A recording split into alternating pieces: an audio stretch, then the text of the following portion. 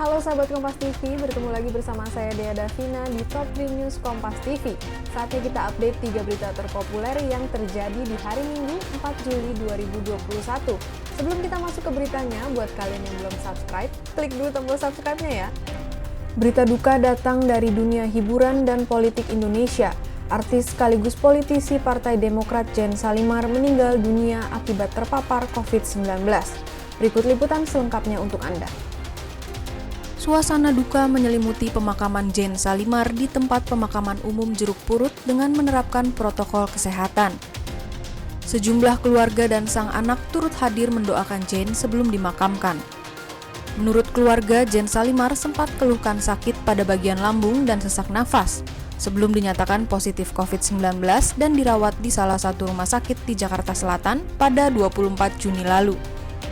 Berita selanjutnya sahabat Kompas TV, Rumah Sakit Umum Pusat Dr. Sarjito mengkonfirmasi 63 pasien COVID-19 meninggal dunia sejak Sabtu hingga Minggu pagi ini. Pihak rumah sakit membantah 33 pasien COVID-19 meninggal karena keterlambatan pasokan oksigen. Disampaikan oleh Humas Rumah Sakit Umum Pusat Dr. Sarjito, Banu Hermawan menjelaskan oksigen sentral habis pada Sabtu malam pukul 8 waktu Indonesia Barat. Meski begitu, pihak rumah sakit pastikan pasien tetap tersuplai oksigen dari tabung. Bantuan 100 oksigen tabung kiriman dari jajaran Polda Daerah Istimewa Yogyakarta juga tiba pada malam harinya. Dari data rumah sakit, ada 33 pasien COVID-19 yang meninggal sejak pasokan oksigen sentral habis, dan itu pun pasien langsung dalam kondisi tersuplai oksigen tabung. Penyebab para pasien meninggal dipastikan memang karena kondisi yang sudah berat. Suatu hal yang benar, di mana Rumah Sakit Sarjito memang meminta dukungan kepada Menteri Kesehatan, kepada Gubernur, kepada Dewan Pengawas, termasuk Dinas Kesehatan DIY, kaitannya bahwa ketersediaan oksigen itu kita menipis. Gitu.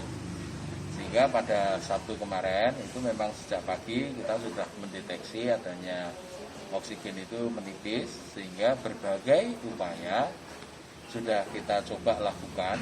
Salah satunya adalah pertemuan dengan penyedia oksigen supaya oksigen itu dapat segera terisi di Rumah Sakit Sarjito ini.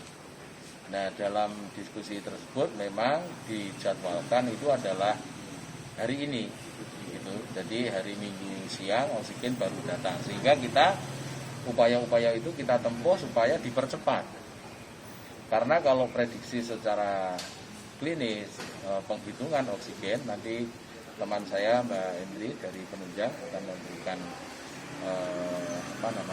statementnya bahwa kalau perhitungan itu habisnya itu jam 18, sekitar 18 hari Sabtu sore tanggal 3, Sabtu tanggal 3 sore. Perhitungannya adalah demikian. Berbagai upaya kita lakukan, salah satunya adalah di samping kita meminta dukungan atas oksigen liquid itu, kita juga mengumpulkan tabung-tabung oksigen kecil. Itu yang kita lakukan, menyiapkan hal-hal yang unpredictable ketika terjadi betul kehabisan oksigen. Itu langkah-langkah yang kita lakukan. Selain itu juga melakukan manajemen ulang secara klinis. Nanti dari Dr. Tepo dari pelayanan akan memberikan gambaran manajemen klinisnya terkait dengan efisiensi pemanfaatan oksigen yang ada di ruang perawatan. Saya garis bawahi bahwa memang betul akhirnya oksigen itu kita secara berlahan memang stok oksigen sentral kami mengalami shutdown sekitar jam 20, sehingga kita waktu itu sudah membackup dengan oksigen-oksigen yang menggunakan tabung. Itu yang kita lakukan dengan oksigen yang berupa oksigen dari tabung-tabung oksigen.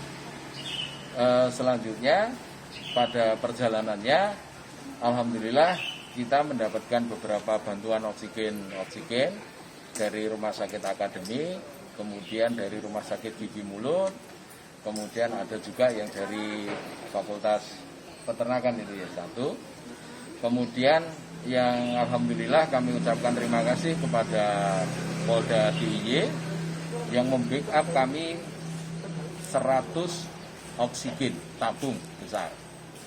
Itu kami sehingga itu bisa kita memberikan pelayanan yang diperlukan bagi pasien-pasien yang ada di Rumah Sakit Sarjito. Selanjutnya oksigen yang bersifat oksigen liquid, kita nanti Mbak Endri bisa memaparkan jam berapa datang dan kapasitasnya. Bantuan itu sebetulnya kita artinya bukan kok terganggu secara total ya, karena memang kita alternatif tindakan oksigen itu kita menggunakan oksigen tabung. Itu berjalan antara 2 sampai 2,5 jam lah. Kemudian karena oksigen tabung itu juga sudah didatangkan secara oksigen tabung yang besar dari Polda DIY, itu memberi kita bantuan yang 100 tabung, itu memberikan kelancaran di pelayanan. Terus penyebab kekurangan oksigen itu kenapa? Kalau penyebab kekurangan oksigen tentu saja ini masalah nasional ya.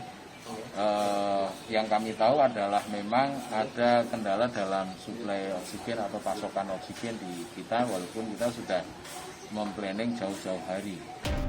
Berita yang terakhir, sahabat Kompas TV, ini ada sebuah berita yang cukup viral. Di tengah pemberlakuan PPKM darurat, seorang lurah di Depok, Jawa Barat menggelar pesta hajatan di wilayahnya pada Sabtu kemarin. Berikut liputan selengkapnya untuk Anda. Pesta hajatan tersebut juga digelar dengan mengundang banyak orang. Terlihat dalam suasana pesta, tidak ada jaga jarak dan beberapa orang tidak menggunakan masker. Petugas Satpol PP terjun langsung untuk menghentikan acara hajatan tersebut dan menyegel lokasi. Satgas COVID-19 Kota Depok akan memeriksa lurah yang gelar hajatan di hari pertama pemberlakuan PPKM darurat ini. Terkait dengan kejadian resepsi pernikahan, Satgas Penanganan COVID Kota Depok oleh Satpol PP sudah turun ke lapangan, sudah melakukan penghentian kegiatan.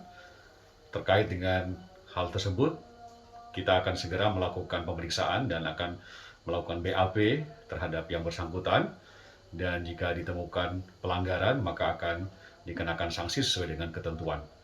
Sebelumnya, kami melalui Camat dan juga Satgas sudah mengingatkan kepada yang bersangkutan sebelum melakukan acara untuk mengikuti prokes dan aturan yang berlaku.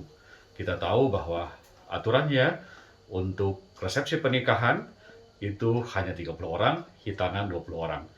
Terutama pada saat ini ketika PPKM darurat. Sebetulnya di Kota Depok, aturan itu sudah diterapkan sejak 2 minggu yang lalu ketika pengetatan PPKM. Dan saat ini dikuatkan kembali dengan PPKM darurat. Sahabat Kompas TV, itu dia tadi 3 berita terpopuler yang terjadi hari ini. Sekarang saatnya saya, Dea Davina, pamit undur diri. Tapi sebelumnya jangan lupa untuk like, komen, dan juga share video ini ya. Sampai bertemu lagi di Top 3 News selanjutnya.